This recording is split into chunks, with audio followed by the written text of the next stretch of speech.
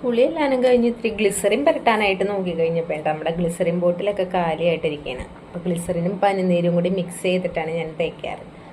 അപ്പോൾ നമുക്ക് ഗ്ലിസറിനൊക്കെ ഞാൻ വാങ്ങി വെച്ചിട്ടുണ്ട്. അപ്പോൾ ഇതൊക്കെ കൂടി നമുക്കൊരു ഗ്ലാസ്സിലോട്ട് അങ്ങോട്ട് മിക്സ് ചെയ്ത് കൊടുക്കാം.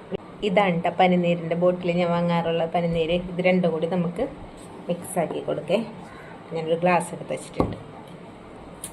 മിക്സ് ചെയ്തിട്ട് തേക്കാം. ഇതാകുമ്പോൾ കുറേ ദിവസത്തേക്ക് ഉണ്ടാവും കേട്ടോ.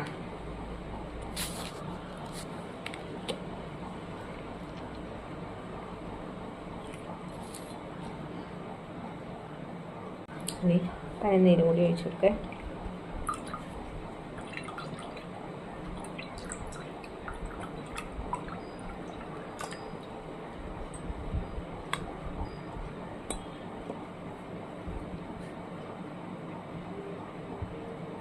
ഇനി ഇതിലോട്ട് നന്നായിട്ട് കുലുക്കി മിക്സാക്കി കൊടുത്തു.